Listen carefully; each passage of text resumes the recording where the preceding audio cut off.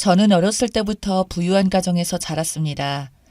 부유한 가정이었지만 부모님은 항상 사람은 돈을 버는 것보다 어디에 쓰느냐가 중요하다고 하셨어요. 그래서인지 부유한 가정이라고 해도 돈을 막 쓰지 않고 어렸을 때부터 저축하는 습관을 가지고 있었습니다. 그리고 중요한 자리에 입을 옷이나 장신구는 항상 인터넷에서 저렴하게 파는 옷들을 즐겨 입었습니다. 성인이 되고 난 뒤 부모님은 저에게 조금의 지원을 해주시기는 했지만 아르바이트를 해서 용돈 벌고 생활을 했어요. 나중에 친구들에게 들어보니 일을 너무 열심히 하길래 제가 잘 사는 집의 자식인지 상상조차 하지 못했다고 하더군요.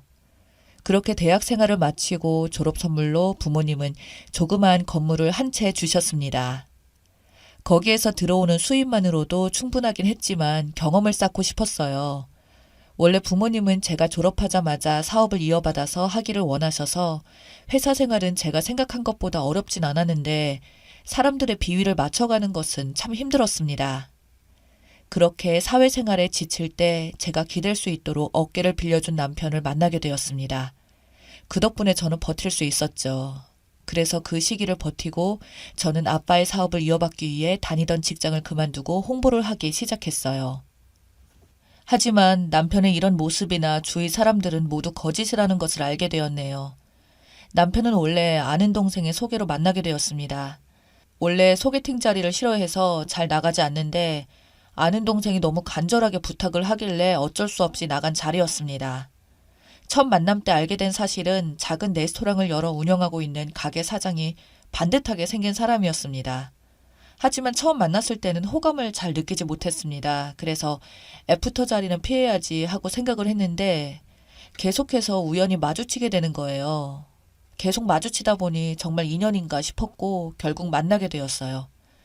사귀기 시작하면서 처음 만남 때보다 더 괜찮은 사람이라는 것을 알게 되었습니다. 제가 힘들 때마다 달려와주고 저를 기다려줬거든요. 그래서 저희는 만난 지 4개월 만에 결혼을 하게 되었습니다. 정말 많은 분들의 축하와 환호를 받으며 행복한 결혼식을 마쳤습니다.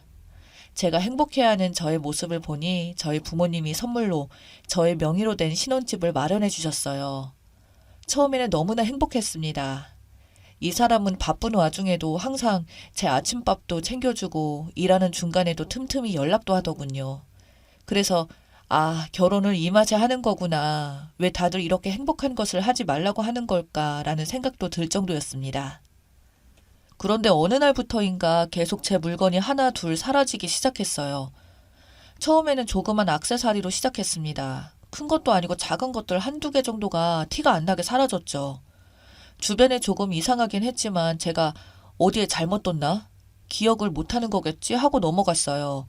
그런데 이상하게도 시간이 점점 지나갈수록 샀는데 택도 떼지 않았던 것들만 하나 둘 사라지는 겁니다. 그래서 남편에게 물었더니 자기도 모르겠다고 하더라고요. 하루는 남편의 가게에 가서 친구와 함께 밥을 먹는데 분명 제가 며칠 전에 잃어버렸던 목걸이와 똑같이 생긴 것을 가게 아르바이트생인 효민 씨가 하고 있더군요. 그런데 효민 씨한테 너무 잘 어울리길래 효민 씨에게 말을 걸었어요. 효민 씨도 이거 가지고 있구나. 나도 금목걸이 있었는데 며칠 전에 사라졌어요. 보니까 너무 아쉽다. 너무 예쁘죠? 효민 씨랑 너무 잘 어울린다. 감사해요. 제가 이런 스타일 좋아하거든요. 그런데 갈 때마다 효민 씨가 한 액세서리들이 제가 가지고 있는 것들과 같더라고요. 그래서 그냥 효민 씨와 제 취향이 비슷한 줄로만 알고 있었습니다. 어느 날 일이 끝나서 남편에게는 말을 하지 않고 남편의 가게 앞으로 가서 남편에게 전화를 걸었습니다. 원래 남편과 저는 서로의 회사에 가게 앞에서는 잘 만나지 않고 항상 퇴근 후에 집에서만 보는 편이었거든요. 남편, 어디야? 나 일하고 있지. 왜? 정말? 오늘 언제쯤 끝나? 응? 오늘은 좀 늦게 끝날 것 같아. 알았어. 이렇게 통화를 마치고 저는 남편에게 밝히지 않고 주차장 구석에 차를 대놓았어요. 가게 마감 시간이 다가오는데 남편이 가게 밖으로 나오는 겁니다. 그래서 저도 차 밖으로 나가려고 하는 순간 남편의 뒤로 효민 씨가 나오는 거예요. 그래서 가게에서 나온 둘은 남편의 차를 같이 타더군요. 처음에 저는 효민 씨가 차가 없어서 남편이 데려다 주는 건가 보다 하고 그냥 넘어갔습니다. 집에 도착해서 남편은 제가 봤다는 사실을 몰랐기 때문에 한번 말을 꺼내봤어요. 효민 씨는 아직 차가 없나 봐? 저는 효민 씨 차가 없어서 남편이 데려다 준 것인지 알았는데 아니었어요. 순간 싸한 촉이 오길래 이날은 그냥 넘어가 봤습니다. 그리고 며칠이 지나게 되었어요. 그날은 남편에게 가게를 간다고 이야기해놓고 차를 주차한 뒤 가게 쪽으로 가고 있었습니다. 그런데 가게 알바생들로 보이는 사람들이 제 귀를 의심하게 만드는 이야기를 하더군요. 아니, 효민 언니랑 사장이랑 아무리 봐도 이상한 것 같아요. 몰랐어? 사장님이랑 효민 씨랑 썸 탄 지 좀 오래됐잖아. 그래서 유부남이랑 왜 저러는 거냐고 계속 말 나왔잖아. 왠지 둘 사이가 이상해 보이기도 했어요. 평범한 사이가 아닌 것 같은데. 그쵸? 불륜이나 주말 드라마 보는 것 같네. 아, 몰라. 우리는 돈만 받으면 되지. 야, 일이나 하러 가자. 본의 아니게 이 말을 모두 듣게 된 저는 입맛이 떨어졌죠. 그래서 남편에게는 컨디션이 안 좋아져서 집에 먼저 간다고 했습니다. 남편이 집에 오고 난 뒤 바람이 확실하진 않았지만 심증이 있으니 확인을 해야겠다 싶어서 남편 차에 물건을 두고 왔으니 차 키를 달라고 했습니다. 처음에는 자기가 가져다 주겠다고 하는 거예요. 제가 컨디션이 좋지 않아서 누워 있었으니 산책도 갈 겸 제가 가겠다고 했습니다. 그랬더니 순순히 차 키를 주더군요. 그래서 지하 주차장에 내려가 남편 차의 블랙박스를 확인해 봤습니다. 남편의 차에 있는 블랙박스 메모리 카드에 저장되어 있는 것이라서 그 메모리 카드를 빼서 저의 노트북으로 확인을 해봤습니다. 멍청한 자식이 제가 메모리 카드까지 뽑아서 볼 줄은 몰랐는지 증거를 확실하게 남겨놨더군요. 둘의 대화를 들어보니 불륜 관계가 확실했습니다. 오늘은 가져온 거 없어? 나 저번에 그 언니가 하고 있던 귀걸이 가지고 싶은데. 요새 눈치가 빨라져서 안 돼. 뭐 가져오기가 좀 그래. 심지어 제게서 사라졌던 제 물건들은 모두 효민 씨에게 가져다 줬다는 것이었죠. 거지도 아니고 남이 썼던 물건을 쓰는 건 무슨 심리인지 이해가 안 되었는데 우선 이 증거들을 이용해서 이혼 소송을 걸기 위해 노트북에 모두 저장을 해놨어요. 드라마에서만 일어났던 일이 저에게 일어나니까 참 어이가 없었어요. 그런데 믿고 있던 사람에게 가지고 있던 심증을 확신으로 변한 순간 떨리는 손도 멈추고 사람이 참 초라해지더라고요. 노트북에 모든 증거를 남겨놓은 뒤 메모리 카드를 블랙박스에 다시 되돌려놓고 집으로 올라갔습니다. 집에 와서 물건을 찾았냐고 하는 남편의 말에 찾았다고 한 뒤 빨리 자자고 했어요. 누워서 자는 척을 하다가 남편이 잠이 들고 난 뒤 몰래 그 사람의 핸드폰을 들고 화장실에 갔습니다. 증거를 찾기 위해서 여기저기 찾아보는데 SNS에 다른 계정이 있더라고요. 친구들과 연락도 주고받고 심지어 계정을 2개 만들어서 한 개는 저에게 보이는 계정으로 한 개는 친구들과 그리고 효민 씨와 소통하는 계정이었어요. 다른 계정의 메시지를 확인하는데 기가 막히는 게 이 사람 제가 부잣집의 딸이라는 것을 알고 접근한 거더라고요. 친구들과 나눈 메시지를 보니 더 가관이었어요. 그래도 몇 개월 동안 고생했는데 내가 노력한 건 받아내야지. 미친 자식. 돈 뜯어내려고 부르냐? 적어도 아파트 정도는 해줘야지 결혼까지 했는데. 그것도 안 해주고 노인네들 진짜 너무하더라. 야, 조만간 제대로 뜯어서 한턱 쏠게. 이런 내용의 메시지를 보는데 저는 기가 차더군요. 제가 이 모든 것들을 찍은 뒤 저와 가장 친한 친구에게 보내두었습니다. 이 친구가 이쪽 업계에서 유명할 정도로 일을 잘하는 친구라서 이혼 소송은 별로 걱정이 되지 않았지만 어떻게 해야 가장 망신을 줄 수 있을까 고민했어요. 화장실에서 나와서 남편의 핸드폰을 제자리에 두고 저는 집을 나왔습니다. 우선 가는 길에 부동산에 제 명의로 된 집에 왔어요. 그리고서는 남편이 출근하고 집에 없을 시간에 사람들을 불러서 그 사람의 짐을 모두 싹 버리고 청소를 했습니다. 그리고 능력 있는 변호사이자 저와 제일 친한 친구와 함께 남편의 가게로 갔습니다. 사람이 많은 타임이라서 그런지 제가 온 것을 눈치채지 못하더라고요.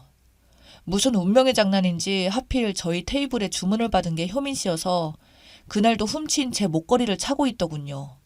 그래서 제가 서빙을 하는 효민 씨 목에 있는 목걸이를 손으로 잡아 뜯었습니다. 그랬더니 여우 같은 여자가 당황해 하더라고요. 왜 당황하고 그래? 원래 내 거니까 내가 망가뜨리는 건데. 지금 뭐 하시는 거예요? 저는 바로 그들이 차 안에서 나눈 대화를 스피커를 통해 가게에 틀었고 가게 손님들은 심각한 분위기를 눈치챘는지 카메라를 켜기 시작했어요. 왜? 평생 모를 줄 알았어? 내가 하던 액세서리 끼니까 걸리지. 거지도 아니고 남이 하던 걸 가져가서 뭐하니? 말이 조금 심하시네요? 갖고 싶음 차라리 새 것으로 달라고 하지. 아, 중고를 좋아해서 와이프 있는 남자랑 만나는 거구나. 요리를 하고 있던 남편도 가게 분위기가 이상해진 걸 느꼈는지 밖으로 나오더니 저와 효민 씨가 싸우는 것을 보고 깜짝 놀라더군요. 여기서 말고 나가서 얘기하죠. 얍삽한 놈이 분위기 파악하고 눈치챘는지 바로 나가서 이야기하자는 이야기를 하더군요. 여기 있는 두 짐승 같은 자식들이 불륜을 저질렀습니다. 짐승이 요리하는 음식 드시고 싶으면 계속 이 가게로 오세요. 그리고 넌 이제 나랑 끝이야. 라고 하고 제 친구와 함께 그 가게를 나왔습니다.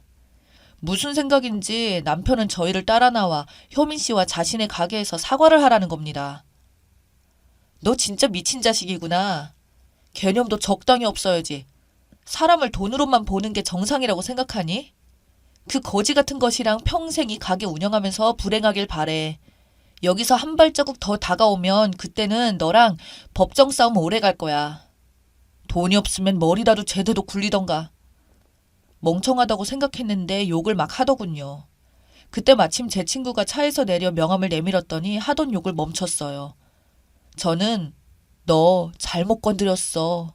말을 하고 바로 그놈을 뒤로 하고 친정으로 가서 아버지께 다 말씀드렸습니다. 아버지가 나서시자 이놈이 머리가 돌아갔는지 더 이상 연락도 하지 않고 순순히 이혼을 해주더군요. 나중에 들은 소식으로는 남편의 가게는 그렇게 소문이 날 대로 나서 망한 지 오래되었다고 해요. 이 사람 완전히 망하게 된 것에 아버지의 힘도 들어갔다고 들었습니다. 깔끔하게 끝나서 좋긴 좋은데 기분은 저를 돈으로밖에 보지 않았다는 사실이 슬프더라고요. 살아갈 때 돈만 필요한 게 아닌데 말이죠.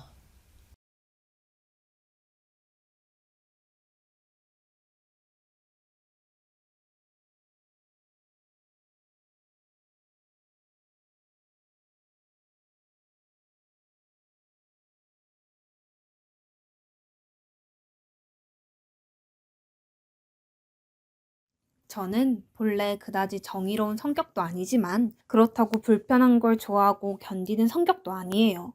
살다가 도저히 이건 못 볼 꼴이다 싶으면 선을 긋기는 하는 편인데요. 딱 저희 동서들 간의 관계가 그래서 참 힘들더라고요.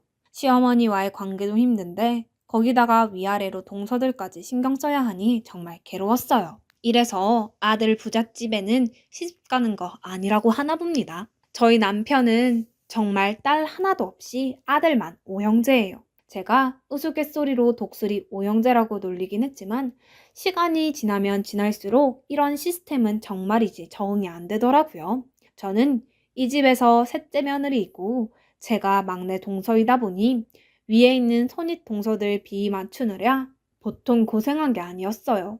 두 분 다 얼마나 예민하고 기싸움이 심한지 막내로 들어온 저를 어떻게든 쟁취하려고 엄청 용 쓰시더라고요. 제가 그나마 양쪽에 잘 하려고 하다 보니 조금씩 무뎌지긴 했었어요. 그렇게 막내 자리를 지키고 있을 무렵 이후 넷째, 다섯째 소련님들이 의도치 않게 같은 해에 결혼을 하게 됐어요. 아버님 없이 홀로 살아오신 어머니껜 정말 경사 중의 경사였는데요. 그래서 툭하면 가족들 다 모여서 밥을 먹기도 했고 여행을 가자면서 활발하게 약속을 잡기도 했고요. 저도 동서들이 들어왔으니 성향이 궁금하기도 하고 다소 센 성격이신 손윗 동서들을 생각하니 몇 번은 얼굴 마주보며 서로 파악하는 게 필요하긴 하겠더라고요. 아예 얼굴을 잘 안 보는 집안도 아니고 저희 시댁은 너무 많이 봐서 탈인 집이니까요.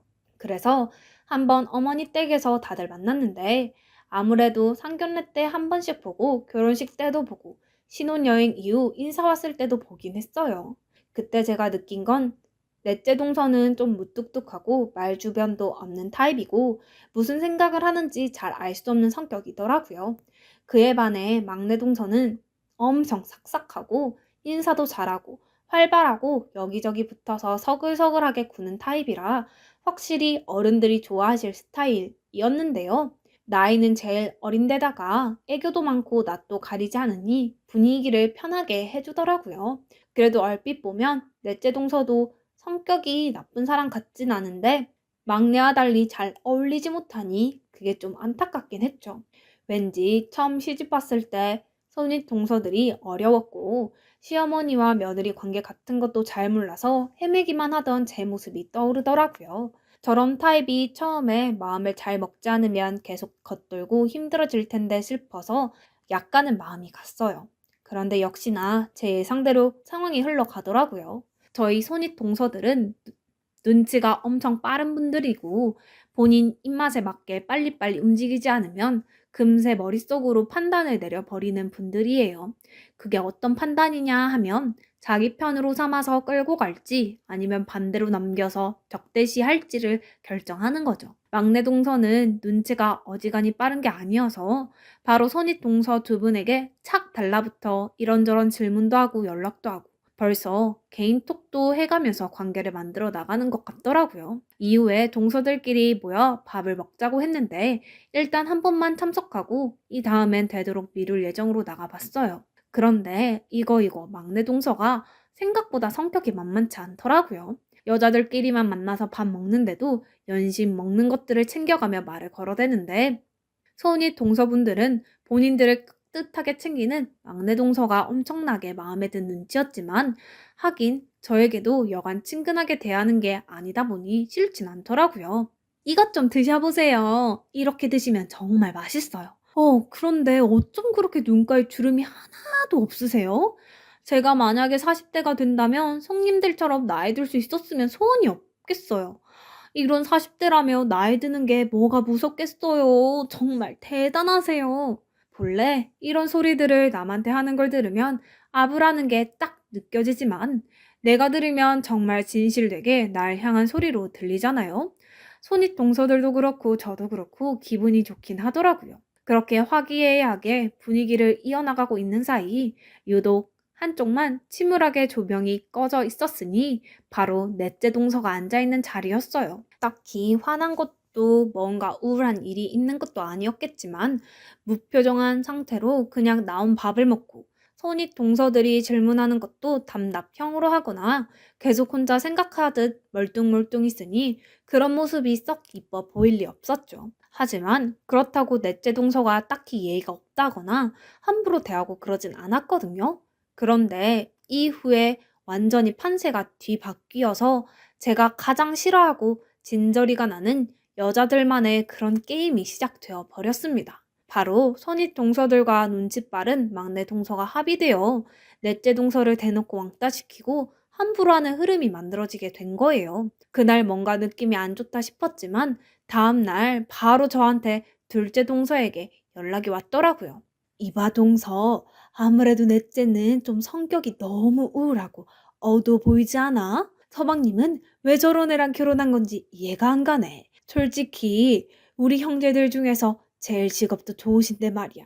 아, 친정이 좀 잘 산다 그랬나? 아, 그래서 그런지 멀뚱하게서 시키는 말이나 대답하고 앉아있고 완전히 우리 무시하는 거지 뭐야 그게. 그에 비해 막내 동서는 얼마나 수더분하고 착해?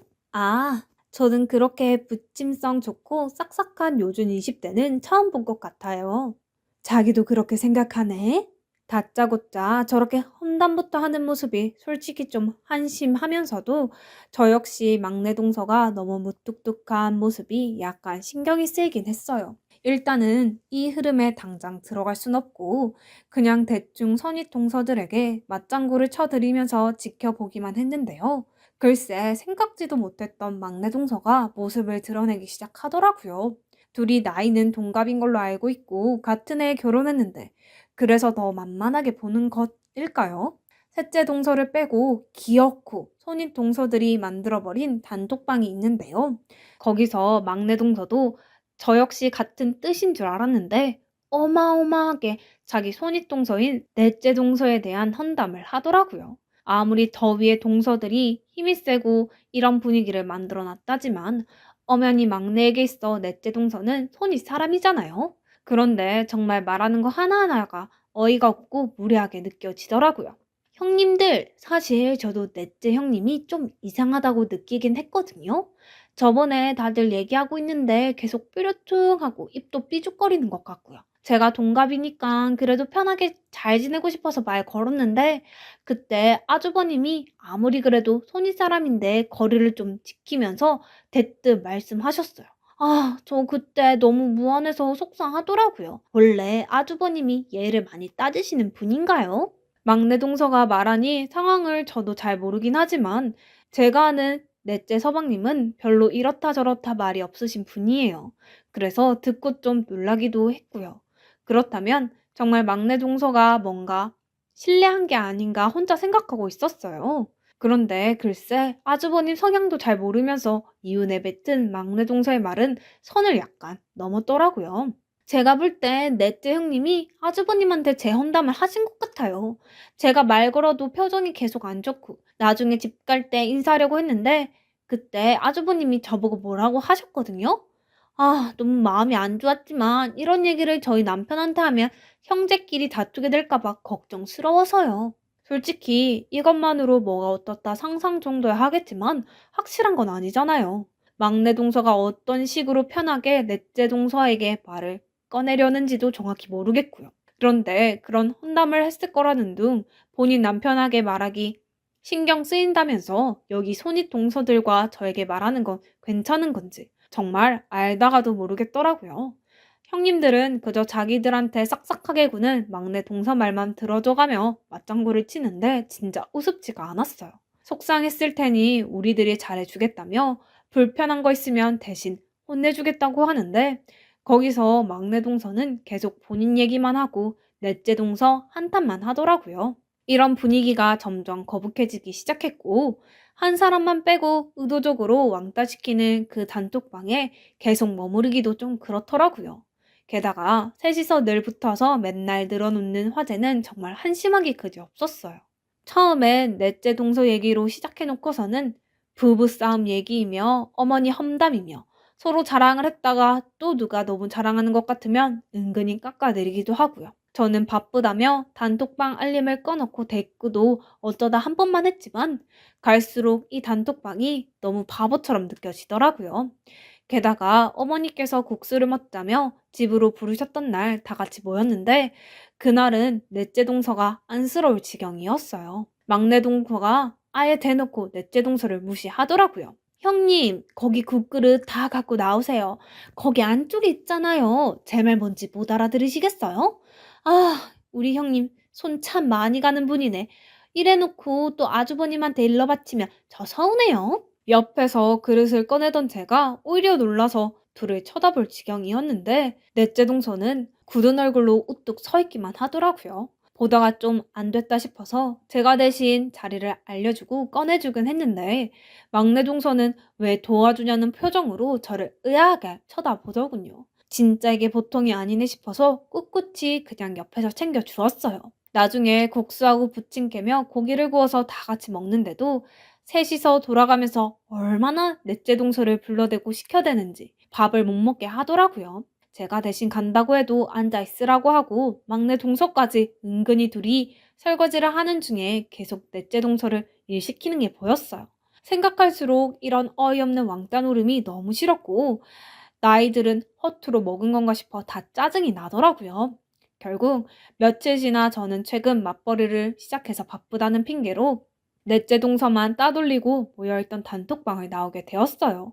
이후로 명절이 되어 또 모였는데 저 없이도 얼마나 활발하게 그 방에서 영양가 없는 욕이나 하면서 잘 어울려 다녔는지 손윗 동서들과 막내 동서는 아주 돈독한 관계가 되었더라고요. 넷째 동서는 이제 시댁에 오는 게 정말 고문처럼 느껴지겠다 싶을 정도였죠.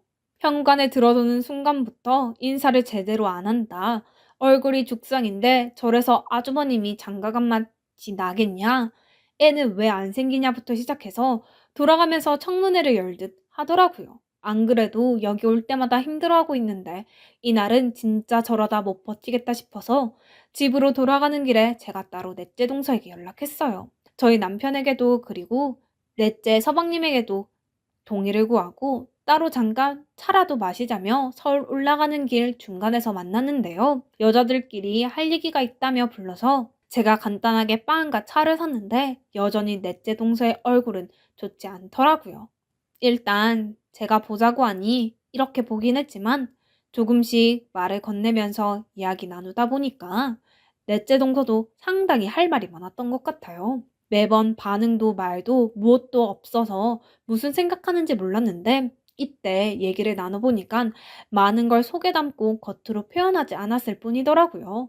사람이니 당연히 느끼는 바가 있고 그걸 얼마나 티내냐 마냐의 차이였던 것 같아요. 한참 제가 이런저런 얘기를 하다 보니 늦게나마 자기 속을 풀어놓는데 제가 넷째 동서였다면 정말 어떻게 버텼을까 싶어 말이 안 나오더라고요. 본인도 스스로 눈치가 없고 늘 수동적으로 살아와서 이런 관계가 힘들었지만 결혼하고 이렇게 힘들게 돌아가며 조리돌림을 당할 줄은 몰랐다고 괴로워했어요. 이야기를 파고들다 좀 더 깊게 가다 보니 이전에 넷째 서방님이 막내 동서에게 한마디 한 것도 다 이유가 있더라고요. 막내 동서 말로는 자기는 친근하게 지내보려고 말 걸었는데 대뜸 아주버님이 나중에 화를 냈다고 했거든요. 알고 보니 그때 막내 동서가 우리에게 말 안 했지만 넷째 동서에게 다짜고짜 반말로 말을 걸었다는 거예요. 넌 나랑 동갑이니 우리끼리는 호칭 같은 거 하지 말고 그냥 편하게 야 하면서 지내자 라고 했다더군요. 그 말에 넷째 동서는 당장 어떻게 반응해야 할지 몰랐던 것 같고 그때 역시 멀뚱멀뚱하게 있었나 봐요. 하지만 그 말을 옆에서 직접 들은 넷째 서방님은 아무리 생각해도 이건 아닌 것 같아서 집에 가는 길에 막내 동서를 불러세워 한마디 했던 것이고요. 본인이 잘못한 내용은 하나도 하지 않고 쏙 빼놓은 채 아주버님이 자기한테 한 말이 기분이 나쁘다며 그조차도 넷째 동서가 분명히 헌담한 걸 거라고 몰아가는 막내 동서는 진짜 보통 성격이 아니더군요. 결과적으로 이 일로 인해서 넷째 동서는 더 크게 괴롭힘 당하게 되었지만 이게 더 악화될까 싶다 보니 남편에게 말도 못했고 그러다 보니 시댁은 갈수록 가기 싫어지고 무서웠고 왜 안 가려고 하냐는 남편과 싸우게 되어 우울증과 화병에 시달렸다고 합니다. 아마 넷째 서방님도 이 사실을 알면 가만히 있을 성격은 아니니 일이 더 커질 것이고 동서는 그냥 자기 혼자만 참으면 될 거라고 생각해서 그렇게 꾹 참았다는 거예요. 그런 와중에 제가 이렇게 물어봐주고 힘들었겠다고 말해주니 그제서야 좀 위로가 되고 숨구멍이 트인다면서 엉엉 우는 게 아니겠어요? 30대인 저와 나이 차이도 좀 있어서 그런지 안 그래도 애 같은데 서러움을 꾹꾹 누르고 있다가 펑 터뜨리며 통곡하는 걸 보니 너무 안쓰럽더라고요. 나이 차이 꽤 있는 여동생처럼 느껴져 저도 계속 어르고 달래주었죠. 그렇게 다독이고 빵도 잔뜩 사서 안겨준 뒤 이후로는 너무 걱정하지 말라고 내가 같이 있으니 괜찮을 거라고 등 두드려서 보냈습니다. 이런 사실을 알고 나니 새삼 막내 동서가 곱게 보이지 않고 어린 동서가 집안의 실세처럼 군다고 거기에 놀아나는 다른 손윗 동서들도 참 철없어 보이더라고요.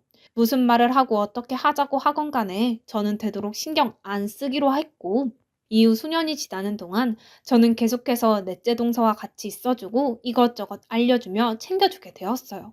그랬더니 다른 동서들과 슬슬 거리가 생기면서 은근슬쩍 넷째 동서 편으로 기울고 있었냐면서 불만이 터져 나오더군요. 사실 이런 걸로 따지는 것조차 너무 무의미하고 유치하게 느껴지는데 그들은 그런 인식도 없는 것 같았죠. 기어코는 그 앙큼한 막내 동서마저 제가 우습게 보였는지 아예 대놓고 빈정거리는 게 아니겠어요? 어머, 셋째 형님도 대단하시다. 저희랑 그렇게 넷째 형님 욕할 땐 언제고 이젠 그쪽에 가서 붙으시는 거예요? 큰 형님이랑 둘째 형님이 너무 불쌍해요.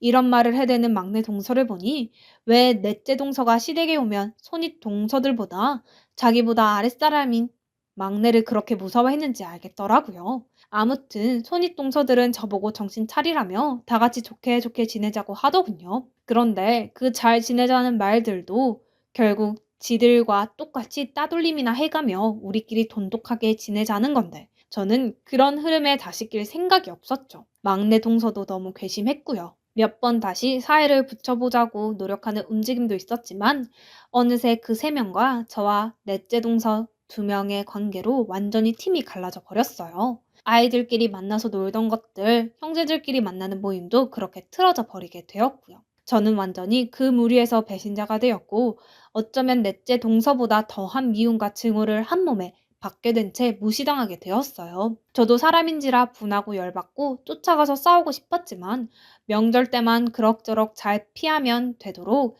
시댁 모임은 피해보자는 생각으로 견뎠어요.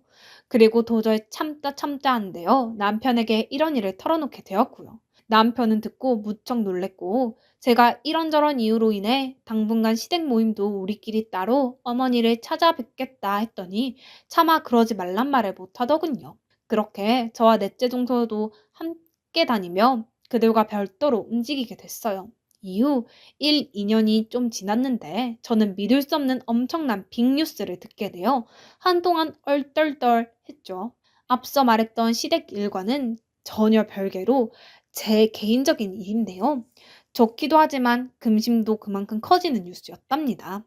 내용인즉슨 여러 가지 사정이 있어 청약을 걸어두었던 곳이 있었어요. 그러던 와중에 그렇게 기다리고 기다렸던 이름만 들어도 기분이 좋아지는 브랜드 아파트 당첨이 된 것입니다. 하지만 왜 좋은 일은 늘 애매하게 걸쳐서 오는 건지 딱 이때가 아니라 좀 더 빠른 시기에 소식이 있었다면 대출받아 들어가는 것도 어렵지 않았을 텐데 말이에요. 남편의 사업은 1년 전부터 꽤 위기였는데 갈수록 내리막길을 치며 결국 빚도 너무 많이 물게 되었고 더 이상 다른 곳에 대출을 얻을 수가 없는 상황이었죠. 애들 키우면서 그 브랜드 아파트의 평수나 환경, 주변 입지들을 생각하면 이렇게 힘든 저희에게 있어서 너무나도 담비 같은 환경이 되어줄 것이었는데 눈앞에 떡을 보고도 먹을 수 없는 지경이 되어버린 겁니다. 처음엔 좋은 소식이라고 생각했는데 뒤로 갈수록 차라리 안 되는 게 낫겠다. 이건 생고문도 아니고 오히려 힘든 우리의 요즘 사정을 더 각인시키는 것처럼 느껴져 괴로워지더라고요. 어디 돈을 빌려볼까 생각했지만 시댁이나 친정이나 썩 상황도 안 좋고 가뜩이나 시댁은 형제들끼리 사이가 나빠져 있는지라 이런 말들을 쉽게 꺼낼 수도 없었어요. 사실 좋았다고 해도 어디 말을 꺼내지는 않았겠지만요. 그래서 어쩔 수 없이 아파트 잔금을 치르기에 너무 무리였기에 어렵사리 당첨된 곳을 포기하기에 이르렀는데요. 남편도 그 사실을 알고 있으면서도 안 그래도 힘든 이때 이걸 받아들이자니 좀처럼 마음이 놓이지 않았나 봐요. 자기가 백방으로 좀 더 알아보겠다고 했지만 솔직히 기대되지 않았어요. 근 1년간 남편의 사업이 무너지면서 매번 그 소리만 해왔고 우린 경제적으로 너무나 많은 다툼을 해왔기 때문에 이 상황에서 이혼까지 안 간 게 어쩌면 다행이라고 볼 수 있었거든요. 자라나고 있는 애들을 보니 너무 한숨만 나오고 당장 저도 직장 다니고 있지만 대출은 조금 더 여유가 없다 보니 그저 눈물을 머금고 앞으로 또 어떻게 살아가야 할지 생각이 많아지게 되더라고요. 그런데 그날 저녁 오랜만에 그것도 아주 갑작스레 넷째 동서로부터 전화가 걸려왔어요. 사실 전화 받을 기분이 아니었지만 그래도 평소 자주 연락하지 않는 편이니 어쩔 수 없이 받게 되었는데요. 넷째 동서는 제가 전화를 바로 받자마자 용건부터 말하더라고요. 형님, 저희가 좀 빌려드릴게요. 이자 같은 건 생각하지 않으셔도 돼요. 평소에 그 딱딱 떨어지는 무뚝뚝한 톤으로 말하는데 내용이 너무 갑작스럽게 돈이었고 아무 말도 할 수가 없었어요. 무슨 돈을 어디서 무슨 얘기를 듣고서 저러는지 잠깐 이해가 안 돼요. 할 말을 고르고 있는데 바로 말을 하더라고요. 아주버님이 저희 남편에게 상담하러 오셨더라고요. 대출 어느 정도 필요하신지 들었으니 저희가 돈 마련해서 준비해 드릴게요. 넷째 동서는 정말 숨 쉴 틈도 없이 빠르게 이야기를 이어가더군요. 저도 그제서야 대화에 끼어 말을 꺼냈어요. 아니 동서 잠깐, 그게 무슨 얘기야? 그게 얼마인 줄 알고 동서네가 빌려준다고 하는 거야. 저기 말은 고마운데 나도 마음 같아선 빌리고 싶은데 우리 당분간 아니 10년이 지나도 그 돈 쉽게 못 갚아. 이런 얘기 우리 하지 말자. 일단 말은 정말 고마워. 얼떨떨 하면서도 이런 사정을 다 오픈하게 되니 너무 비참하게 느껴지기도 하고 저한테 상의 없이 가서 이런 집안의 경제적인 이야기를 탈탈 털어버린 남편도 원망스러웠어요. 동서랑 얼른 전화를 끝내고 남편에게 전화해서 난리치려는데 넷째 동서가 바로 말을 끊고 들어왔어요. 형님, 그럼 30년으로 할게요. 그 안에 걸쳐서 여유 되시는 대로 갚아주세요. 물론 큰돈이긴 하지만 저희는 그 돈 당분간 없다고 죽을 정도는 아니거든요. 저희 걱정은 안 하셔도 돼요. 여기까지 얘기를 듣고 있자니 저는 깊은 한숨을 토해내며 그대로 바닥에 주저앉게 되더군요. 무슨 반응을 하면 좋을지 몰랐어요. 사실 저도 연달아 거절할 수 있을 정도로 쉬운 돈이 아니니까요. 거절할 수도 냉큼 받을 수도 없는 괴로운 상태에서 말똥말똥 벽만 쳐다보고 있는데 다시 넷째 동서가 말을 하더라고요. 형님, 전 진짜 형님께 감사하게 생각해요. 형님 아니었으면 저 신혼 초에 결혼 생활 이어가기 정말 힘들었을 거고 우리 유진이 임신하고 낳고 이런 것도 생각할 수 없었을 거예요. 죽고 싶단 생각까지 들 정도로 그렇게 괴로워했는데 형님이 절 끌어내 주셨잖아요. 결혼은 제 의지로 했지만 결혼 생활 유지하고 지금까지 살아오게 된 건 다 형님 덕이 컸어요. 그러니 그냥 받아주세요. 안 갚으실 분 아니잖아요. 대신 30년이에요. 그것만 지켜주시면 돼요. 이쯤 듣고 있자니 말문이 막혀있던 저는 모든 들숨날숨이 울음으로 바뀌었고 넷째 동서에게 너무 고맙고 미안하고 면목이 서질 않아 어쩔 줄 모르겠더군요. 그런 저를 달래주려는 동서의 모습을 보니 그새 동서 역시 나이를 많이 먹었구나 싶기도 하고 더 이상 어르게 느껴지지 않았어요. 제가 도움을 받게 되는 상황이 될 거란 생각은 해보지 못했는데 인생은 이래서 마지막에 마지막까지 알 수 없는 것 같아요. 저도 일을 하고 있고 남편도 열심히 계속 빚을 갚고 있으니 이후로 계속해서 열심히 갚아나갈 예정이에요. 동서는 이전처럼 아주 가끔씩 연락하고 얼굴을 보자고 하며 돈 때문에 저희 사이가 불편하거나 어색해지는 걸 용납할 수 없다고 하더라고요. 미안한 마음에 제가 자주 연락해도 대답도 잘 안 하고 신세진 기분을 들게 하기 싫다는데 동서의 성의에 그저 고마운 마음만 가득할 뿐입니다. 그리고 앞으로 더욱 열심히 살아야겠다는 다짐을 굳건히 하게 되네요. 여태까지 별것 아니라면 별것 아닌 저의 이야기를 들어주셔서 감사합니다. 저에게 있어선 무척 기억에 남고 마음속 크게 자리 잡은 일이라 이렇게 사연을 보내보게 되었어요. 다들 건강하세요.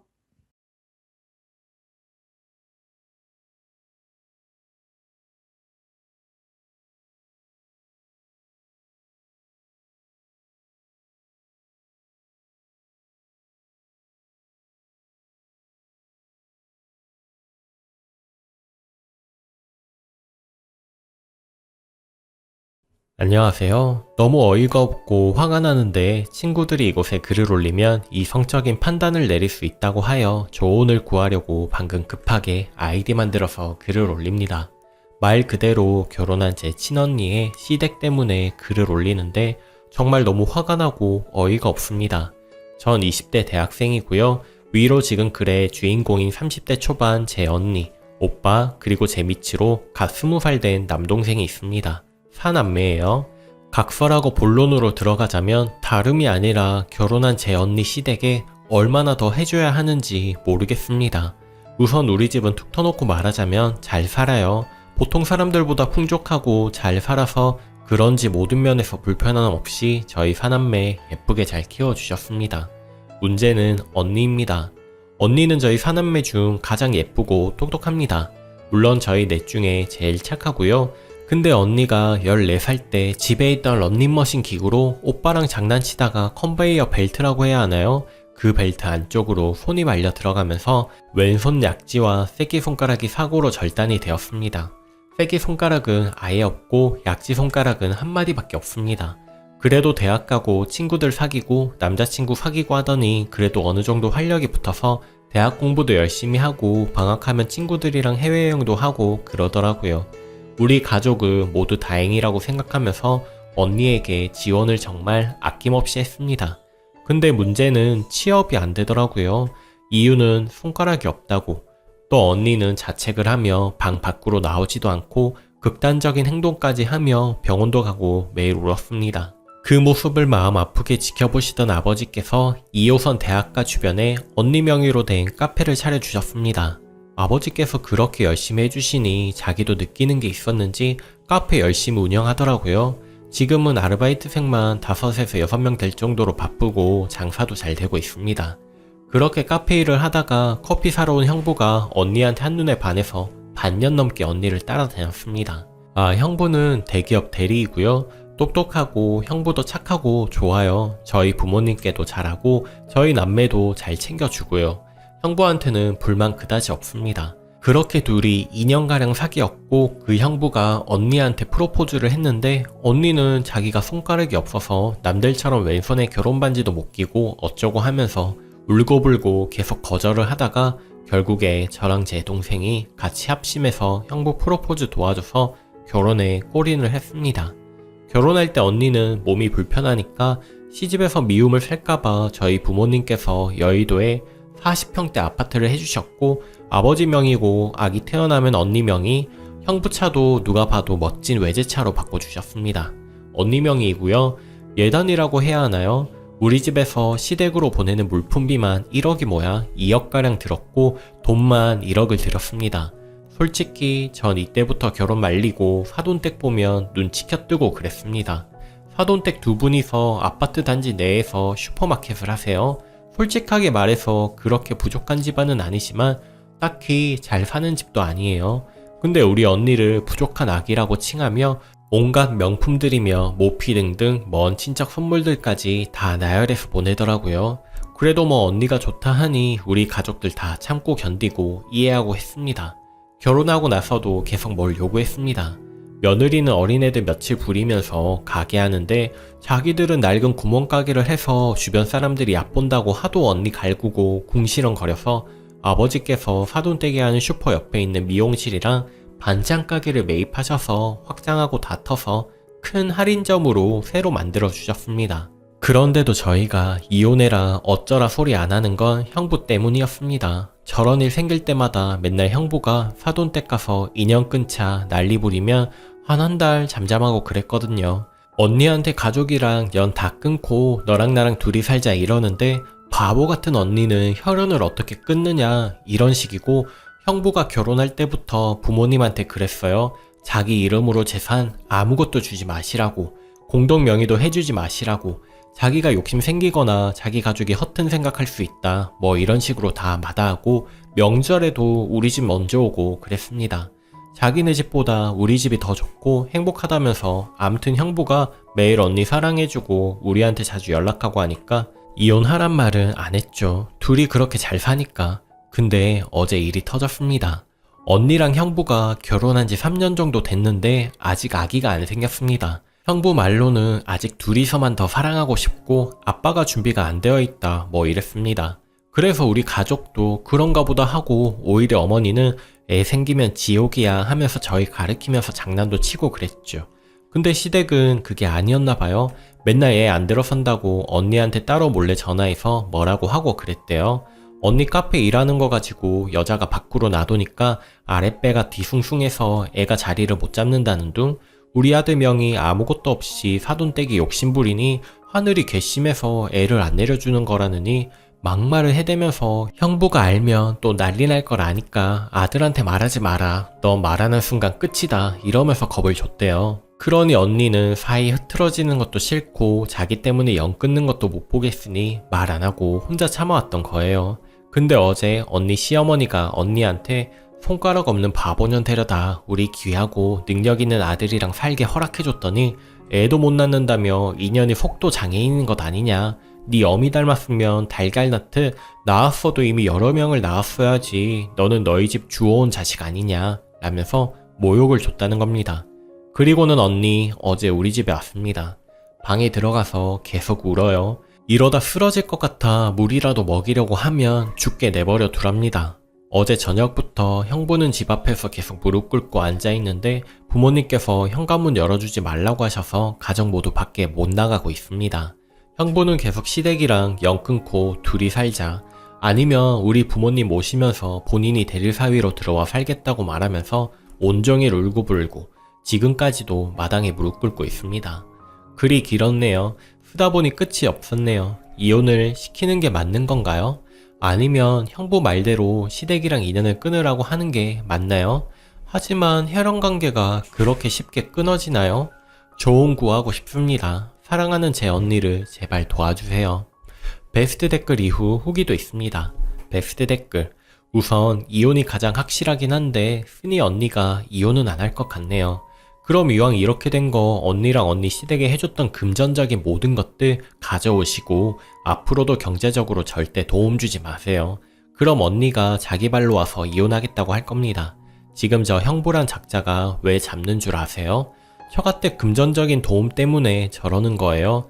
진짜 제대로 된 남자였다면 진작 자기네 집이랑 영 끊었습니다. 자기네 집에서 미친놈 마냥 난리를 쳤어요. 그러다 일 터지면 한 번씩 중내 산해하는 거 님 언니가 멍청하고 님 가족들이 언니 흠 있는 거 때문에 용서해주고 금전적 도움을 줘서 저렇게 하는 거예요. 연을 끊어? 끊을 거면 진작 끊었지. 대리사위 같은 소리 하고 있네. 언니도 저렇게 멍청하게 나오는 거 정신적 충격만 있지 경제적으로 전혀 불편한 게 없으니 본인이랑 본인 가족들 저딴 취급당해도 좋다고 실실거리며 살고 있는 거예요. 저딴 취급 받으면서 경제적 능력도 없잖아요. 그럼 힘들다고 징징거리며 이혼하겠다고 할 겁니다. 아마 처가댁에서 금전적 지원 전부 끊어버리면 저 형부란 놈도 처음엔 긴가민가 하다가 자기 부모 앞세워 님들 가족한테 죄송하다고 사과할 거예요. 그래도 님 가족들이 용서 안 하고 금전적 도움을 주지 않으면 님 언니 구박을 할 겁니다. 그때 언니한테 말하세요. 지금이라도 이혼하고 다시 돌아온다면 언니는 부모님이 받아준다고. 요즘 세상에 손가락 없는 게 뭐 어때서요? 오히려 돈 없고 염치 없는 게 더 학급인 세상이네요. 후기. 2년 만에 찾아뵙네요. 그동안 많은 일도 있었고 가족들이 마음 추스르고 더욱 단단해지느라 다시 찾아와서 후기를 남기기까지 많은 시간이 걸렸습니다. 이제 와서 무슨 이야기를 더 하나 싶기도 하지만 그래도 여기서 많은 분이 조언해 주셨던 게 도움이 돼서 늦게라도 후기 전해드리는 게 도리인 것 같아 2년 만에 글을 남깁니다. 결국 언니랑 그 인간은 이혼했습니다. 다시 합치고 사돈이랑 영 끊고 대릴사위로 살겠대서 우리 집에서 3개월 좀 더 넘게 살다가 엄마랑 제가 솔직히 외간 남자랑 같이 산다는 게 여간 불편한 게 아니어서 아빠가 집에서 10분 거리 아파트를 언니 명의로 새로 얻어줘서 거기로 이사를 갔습니다. 그러다가 저랑 오빠는 취업해서 따로 집 얻어주셔서 각자 나와 살았고 동생은 집에서 통학하긴 하지만 애도 바빠서 잘 부딪힐 일이 없이 안 보고 살았더니 이렇게 그냥 풀리나 보다 싶었습니다. 근데 그 시어머니가 동네 아줌마들이랑 같이 언니 카페에 찾아와서 아들 잡아먹은 마녀라고 욕을 해대는 바람에 언니는 그렇게 애착을 갖고 일하던 카페를 처분했습니다. 그때도 형부가 엄청나게 미안하다고 사정하고 집에 찾아가서 자기가 죽겠다고 그러는 통에 어찌어찌 마무리가 됐었어요. 그런데 작년 설 지나고 갑자기 형부가 이제 자기 부모님 용서할 때도 되지 않았냐고 언니를 부추겼다고 하네요. 근데 우린 언니가 얘기 안 해서 몰랐고요. 그리고 때마침 언니가 임신해서 그냥 언니도 좋은 게 좋은 거다 하고 우리 가족한테 말 안 하고 조금씩 시댁 식구들 만나고 인사하고 그랬나봐요. 그러다가 추석 때 아무리 전화해도 언니가 잠깐만 거리며 안 오길래 집에 오자마자 엄청나게 추궁을 했더니 결국엔 걸렸습니다. 부모님이 엄청나게 화내셨는데 그때 오빠도 초점이 나가서 제정신이냐고 쓰레기 집안하고 또 엮인다고 언니 보고 미친 거 아니냐고 그랬었는데 그때 형부가 오빠를 때렸습니다. 엄마 그거 보고 너무 놀라시고 아빠가 막아서면서 형부 팔을 잡았는데 어린 놈이 자기 집 욕했다고 엄청나게 욕하고 팔을 막 휘둘러대서 아빠도 넘어지셨습니다. 그러면서 네 딸 임신했는데 이제 당신들이 뭐 어찌할 거냐며 큰 소리를 쳐댔습니다. 그러곤 언니 바로 쓰러져서 응급실 갔더니 애는 괜찮다고 하고 언니가 그제야 이혼하겠다고 하더라고요. 우리는 애 낳고 그 집 주자고 그랬는데 그래도 애는 굳이 제가 키우겠대서 애 낳자마자 이혼 소송하고 정신이 없었네요. 결론적으로는 뭐 폭행을 당한 것도 없고 증거될 만한 게 전혀 없어서 그냥 이혼 서류에 서로 도장 찍고 친권, 양육권 언니가 갖는 거로 억울하지만 그 집 주고 마무리 되는구나 싶었습니다. 근데 작년 말 올해 초에 아빠가 세금이랑 뭐 이런 것 때문에 재산 정리라고 해야 하나? 아무튼 그런 거 하시면서 사돈한테 확장공사 시켜줬던 그 마트가 언니 명의로 되어 있다는 걸 알았습니다.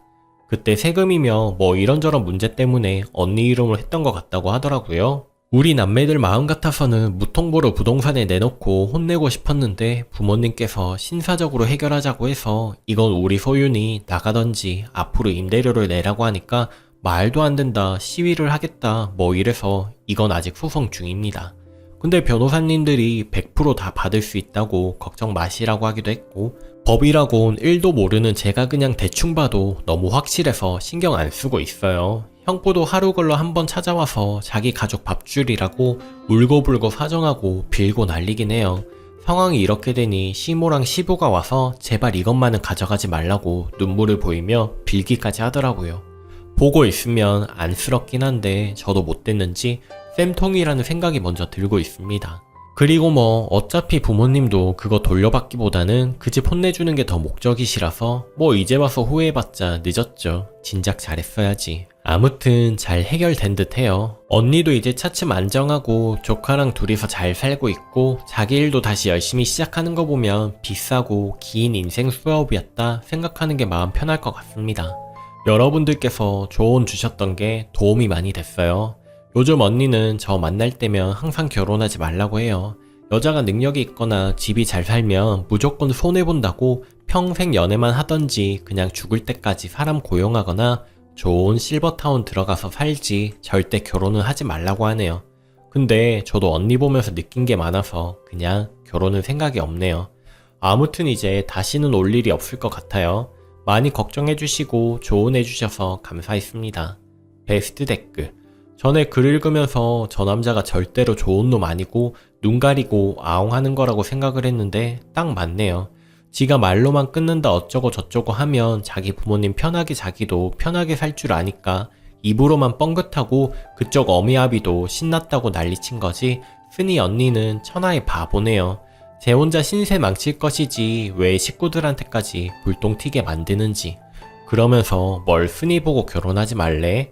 다 자기 같은 바보인 줄 아나?